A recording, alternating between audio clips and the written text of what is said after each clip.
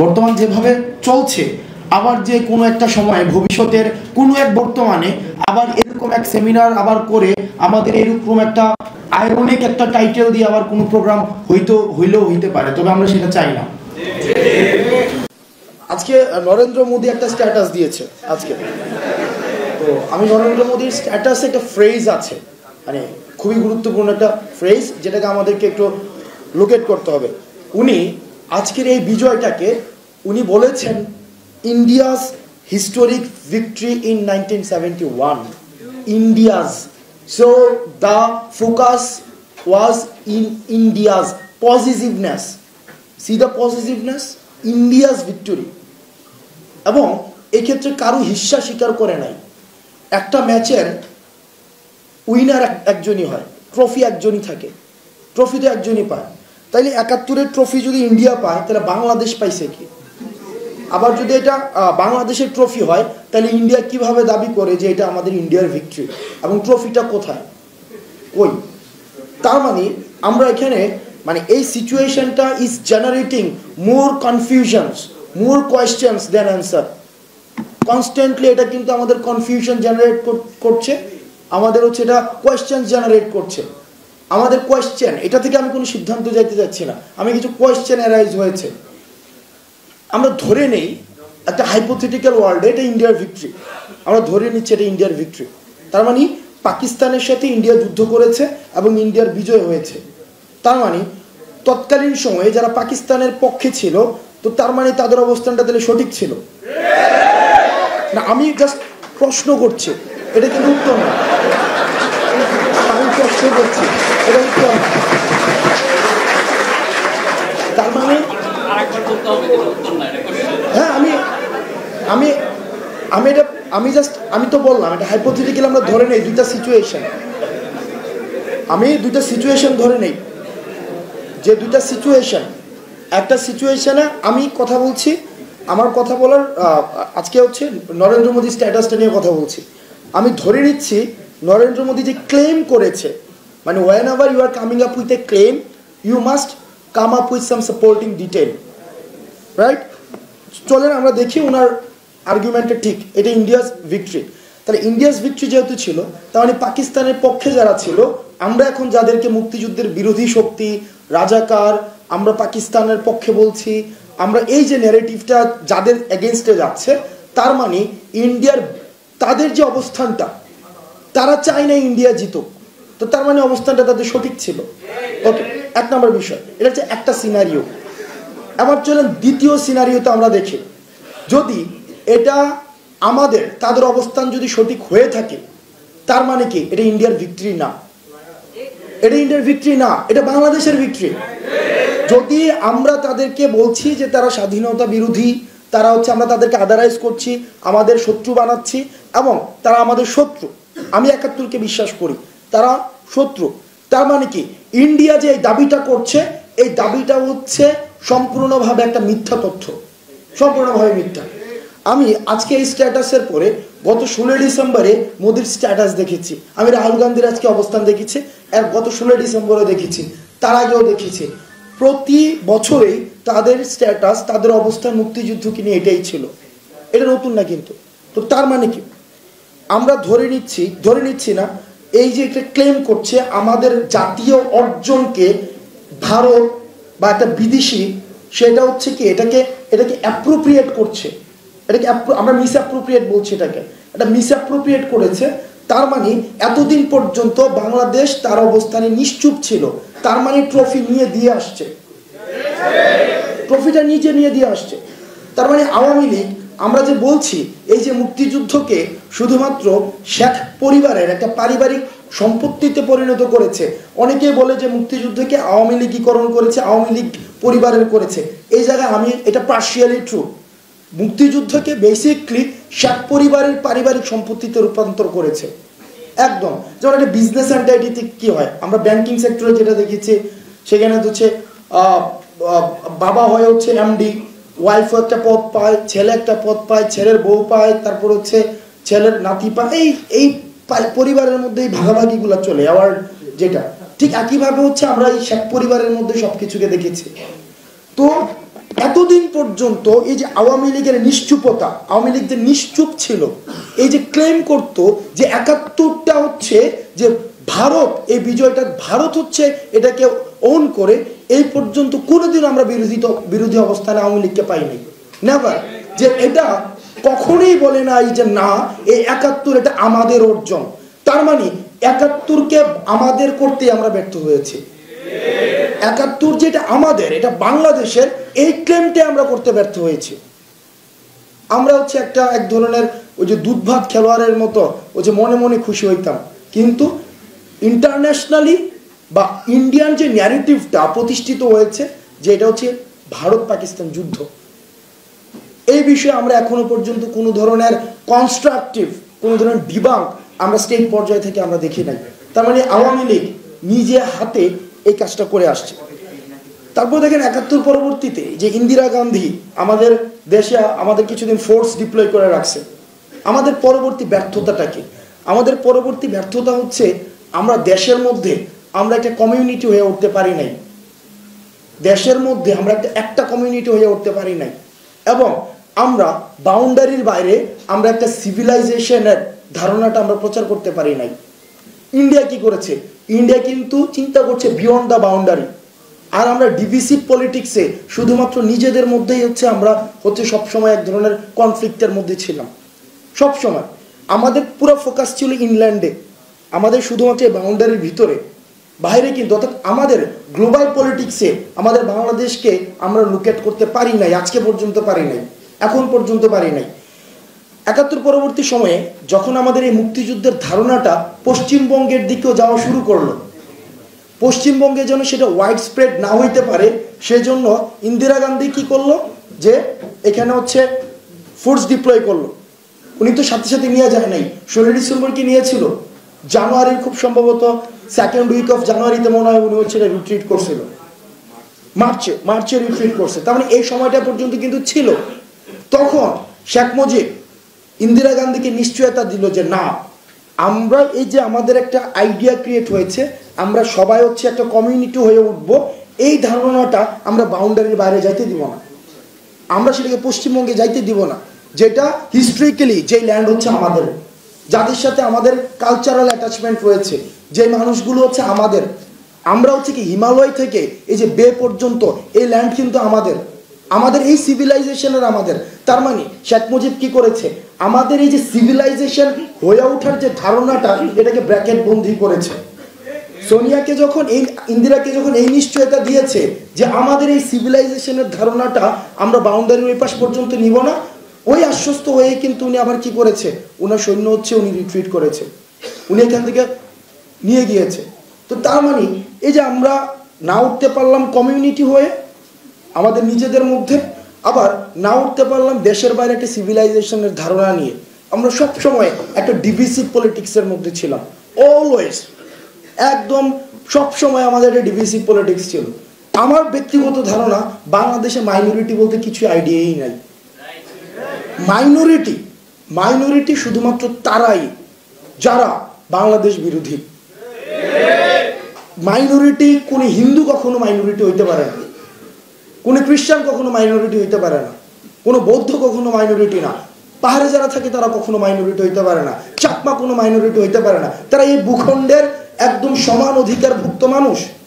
Minority তারাই যারা বাংলাদেশ ধারণায় বিশ্বাস করে না। এখন আপনি যদি বাংলাদেশ ধারণায় বিশ্বাস না করে থাকেন, আপনি যদি মুসলমান হয়ে থাকেন, তার মানে আপনি মাইনরিটি। আপনি যদি বাংলাদেশ ধারণায় বিশ্বাস না করে থাকেন, আপনি যদি হিন্দু সম্প্রদায় হয়ে থাকেন, আপনি মাইনরিটি। আপনি যদি পাহাড়ে থাকেন কিন্তু বাংলাদেশ ধারণায় বিশ্বাস না করেন, তাহলে আপনি মাইনরিটি।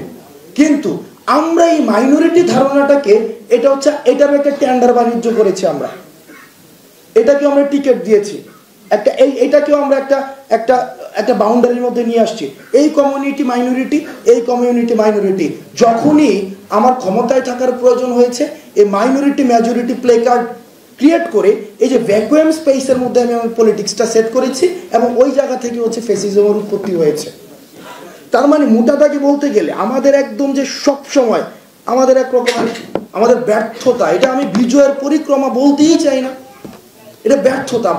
প্রতিনিয়ত আমাদের সাথে প্রতারণা হয়েছে, আমরা প্রতারিত হয়েছি। এরপরে আমাদের হচ্ছে ৭২ পরবর্তীতে একটা কনস্টিটিউশন বানাইছে আমাদের জন্য। কনস্টিটিউশন নিয়ে অনেক কথাবার্তা হয়েছে, এটা স্রেফ একটা গার্বেজ ছাড়া এটা কিছু না। এবং আমি ব্যক্তিগত আজকে রাষ্ট্রপতির ইয়াতে আমাদের দাওয়াত ছিল, আমি যেই রাষ্ট্রপতি এই সংবিধান থেকে আসছে, এই সংবিধান থেকে তো মাইনা তো বিপ্লব, যেই দিনই ৫ই আগস্ট হয়েছে ওই দিন এই সংবিধান শেষ, ওই দিনই রাষ্ট্রপতি শেষ। সুতরাং এখন উনার দপ্তর থেকে দাওয়াত আসবে এবং সেই দাওয়াতে আবার আমি যাব, এটা হচ্ছে আমার নিজের সাথে আমার নিজের আরেকটা প্রতারণা। সুতরাং আজকে যারা এই রাষ্ট্রপতির দাওয়াতে গিয়েছে, হয় তারা বিপ্লবে বিশ্বাস করে না, হয় তারা হচ্ছে এই সংবিধানে তাদের হচ্ছে কি এক ধরনের, তারা মনে করে তাদের একটা স্টেক আছে। এখন সেই জায়গা থেকে দেখেন আমাদের যে একটা সংবিধান, প্রত্যেকটা জিনিসে সেলফ কনফ্লিক্টিং। মাইন্ড কিছুক্ষণ আগে বলেছে আমাদের মুক্তিযোদ্ধারা যারা যুদ্ধ করেছে এবং যারা সংবিধান যখন হয়েছে তারা নিজেরাও জানতো না যে এই সংবিধানের এই যে মূল স্তম্ভগুলা 4টা, যে সমাজতন্ত্র, গণতন্ত্র, ধর্মনিরপেক্ষতা, জাতীয়তাবাদ, মানে এটা একটার সাথে একটা একদম, এটা তো কোনো প্যারালাল কিছুই না, সাপ্লিমেন্টও করতেছে না, কমপ্লিমেন্টও করতেছে না, এটা হচ্ছে একটার সাথে একটা কন্ট্রাডিক্ট করছে এবং এটা এক ধরনের ইম্পোর্টেড। অর্থাৎ বাংলাদেশে আমি কিছুদিন এর গণপরিষদ করা হইলো, আমি বিদেশে ঘুরতে গেলাম, আমি এই জনপদকে রিসার্চ করলাম না, এই জনপদের সাথে কথা বললাম না, এটা হচ্ছে আমি জাস্ট বিদেশ থেকে দিলাম, এখানে ইম্পোর্ট করে দিলাম, সিম্পল। এটা প্রতারণা করা হয়েছে। এই প্রতারিত হয়েছে বলেই কিন্তু আমাদের 2400 অবতারণা হয়েছে। কিন্তু খুবই দুঃখজনক আমরা কেন যেন এই সংবিধানটাকে এটাকে সামনে রেখে আমাদের জাতি হিসেবে আমাদের লজ্জা নাই। যে সংবিধান রাজনীতিবিদদের রাজনীতি করার অধিকার কেড়ে নিয়েছে, যে সংবিধান লেখকদের লেখার স্বাধীনতা কেড়ে নিয়েছে, যে সংবিধান যারা হচ্ছে স্বাধীনভাবে চিন্তা করতে চায় তাদের মগজকে দখল করেছে, যে সংবিধান যারা মেরুদণ্ড সোজা করে যারা বাঁচতে চায় তাদের মেরুদণ্ডকে দাসখতের বিনিময়ে বিক্রি করে দিয়েছে, যে বুদ্ধিজীবী স্বাধীনভাবে কথা বলতে চায় কিন্তু যেই সংবিধান ওই বুদ্ধিজীবীর জিহ্বাকে বন্ধ করে দিয়েছে। আমাদের দেখেছি এই 5ই আগস্ট পরবর্তী সময়ে কিছু কিছু রাজনীতিবিদদের এই সংবিধানের প্রতি এক ধরনের বিশাল মমত্ববোধ জেগে উঠেছে। এটা আমাদেরকে জাতি হিসেবে আমাদেরকে আবার প্রতারণার দিকে নিয়ে যাচ্ছে, আবার প্রতারণার পরিক্রমাটা আবার বৃদ্ধি করছে। আপনারা দেখেছেন যে আমাদের বিশ্ববিদ্যালয়ে একটা ক্লাব আছে, এটা ব্যান্ড পার্টির মতো একটা ক্লাব, ঢাকা বিশ্ববিদ্যালয় শিক্ষক সমিতি। পৃথিবীতে এত থার্ড ক্লাস লেভেলের কোন ক্লাব পৃথিবীতে আর কোথাও নাই। ওই যে থাকে না স্পোর্টিং ক্লাব, এই ক্লাব সেই ক্লাব থাকে না, এই ক্লাবটার আপনি কার্যক্রম দেখবেন। এই ক্লাবটা হচ্ছে কি, যখনই মানুষ কথা বলতে চেয়েছে, যখনই মানুষ বিশ্ববিদ্যালয়ের আইডিয়াটা হচ্ছে কি আপনার ভাবনাগুলোকে আপনার সুবিধাজনক ভাষা দিয়ে আপনাকে প্রকাশ করার জন্য একটা উন্মুক্ত পরিবেশ ক্রিয়েট করে দিবে। না সমস্যা নাই, আচ্ছা আমাকে হচ্ছে মানে শেষ করে দিচ্ছি। এখন বিষয়টা হয়েছে যে আমাদের সুবিধাজনক ভাবনাগুলোকে, আমাদের মনে স্বাধীন চিন্তা, আমাদের তো ভাবনা চলে, আমাদের ইমেজ থাকে মাথার মধ্যে, মাল্টিপল লেয়ার্ড ইমেজ, এই ইমেজগুলোকে আমরা আমাদের সুবিধাজনকভাবে আমরা ভাষা দিয়ে প্রকাশ করব। এই উন্মুক্ত পরিবেশটাই হচ্ছে আমাদের বিশ্ববিদ্যালয় ক্রিয়েট করে দিবে, কোনো সেন্সরশিপ থাকবে না। কিন্তু আমরা দেখেছি যে আমাদের এই যে ঢাকা বিশ্ববিদ্যালয়ের শিক্ষক সমিতিকে কিছু হইছে না হইছে একটা ব্যানার নিয়ে দাঁড়ায় যেত রাজু অপরাজয় বাংলার সামনে। তারা কলমকে নিয়ন্ত্রণ করতে চেয়েছে, তারা আপনার মগজের দখল নিতে চেয়েছে, তারা আপনার মেরুদণ্ডকে নিয়ন্ত্রণ করতে চেয়েছে, তারা আপনার ভাবনাকে নিয়ন্ত্রণ করতে চেয়েছে, তারা আপনার ব্যালট বাক্সকে সিলবন্দি করে দিয়েছে।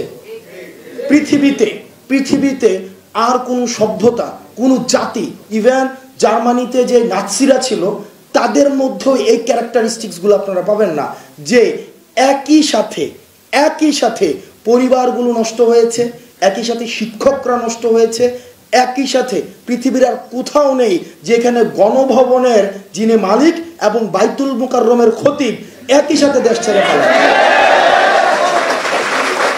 মানে একটা চিন্তা করেন, আপনি যে বিজয়ের পরিক্রমা বলছেন, এটা তো প্রতারণার পরিক্রমা। আপনি পতিতালয় থেকে সচিবালয় সবকিছুই আপনার, এটা আপনি জাতি হিসেবে কি পরিমাণ আপনি প্রতারিত হয়েছেন আপনি চিন্তা করেন। সব জায়গাতে জাস্ট সবাই হচ্ছে কি কিছু হোক আর না হোক। আপনি দেখেছেন ডিভোর্স নিয়ে প্রবলেম, তাও হচ্ছে কি মাননীয় প্রধানমন্ত্রীর দৃষ্টি আকর্ষণ করছে। আজকে আমাদের শিক্ষককে একজন বাসা পাইল না, মাননীয় প্রধানমন্ত্রীর দৃষ্টি আকর্ষণ করছি। তার মানে এই যে আপনার এই যে কেন্দ্রীয়করণ করা হয়েছে, এটা তো সংবিধানে ওনাকে এই পাওয়ারটা দিয়েছে। তার মানে এইটার বিরুদ্ধে আমরা অবস্থান নিতে পারি নাই। তার মানে 2400 প্রতারণার দিকে যাচ্ছে, 2400 প্রতারিত আমরা হইতে যাচ্ছি। আমি এই যে আমার সময় কম,